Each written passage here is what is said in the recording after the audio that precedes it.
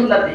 আল্লাহর নবী বলেছেন যে ব্যক্তি একটা সুন্নতকে জীবন দিল, ইন্না ফাসাদি উম্মতি, যখন আমার উম্মতের মধ্যে ফিতনা ফাসাদ মানে কি? বেদাত, শিরক ইত্যাদি, ঠিক না? ফিতনা ফাসাদ মানে কি? বেদাত, শিরক ইত্যাদি হয়ে উঠবে। এই রকম অবস্থায় যখন একটা সুন্নতকে জীবন দিবে, ফালাহু আজরু বিআতা শাহীদিন, তাকে 100টা শহীদের সওয়াব দান করা হবে। সুবহানাল্লাহ। একটা শহীদের সওয়াব যদি পাই তাই নিতে জান্নাতে যাবে, ঠিক না? সওয়াব দিবে কত? 100টা, অর্থাৎ তার মর্যাদা বাড়বে। তার মর্যাদা কি বাড়বে? এই যে একটা সুন্নাত হাদিস থেকে জানতে পারলাম, তাহলে এর উপর আমরা আমল করতে পারি না? পারি ইনশাআল্লাহ।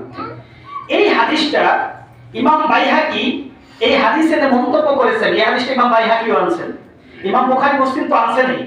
তিনি বলেছেন ফামা যালাত তিলকা সালাতুহু হাত্তা লাকিয়াল্লাহু তাআলা। ইমাম বাইহাকি হাদিস এনে তিনি বলেছেন যে এই যে আমলটা সালাতের ভিতরে রফুলিয়াদাই করা, রুকুতে যাওয়ার আগে, রুকু থেকে ওঠার আগে, তাকবীরে তাহরিমার সময় বা 2 রাকাত পরে ওঠা, এই যে আমল ফামা যালাত তিলকা সালাতুহু, রাসূল সাল্লাল্লাহু আলাইহি ওয়াসাল্লামের এই সালাতটা কন্টিনিউয়াস, জালাত কন্টিনিউ, অনবরত ছিল কোন পর্যন্ত? হাত্তা লাকিয়াল্লাহু তাআলা, যতদিন না পর্যন্ত আল্লাহ রাব্বুল আলামিনের ডাকে আল্লাহ নবী সাড়া দিবেন। আল্লাহর ডাকে সাড়া দেওয়া মানে কি? দুনিয়া থেকে বিদায় নেওয়া, ঠিক না?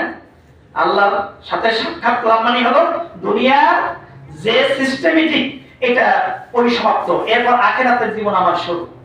আখিরাতেও জীবন আছে না নাই বলেন? আখিরাতে জীবন আছে না? মানুষ মারা যায় দুনিয়ার সিস্টেমে, কিন্তু আখিরাতে তো জীবন আছে, আছে না? এইজন্য আমাদের দেশে হায়াতুন নবী না মৃত্যু নবী এটা নিয়ে দ্বন্দ্ব আছে না নাই বলেন? দ্বন্দ্ব আছে না? একদম হায়াতুন নবী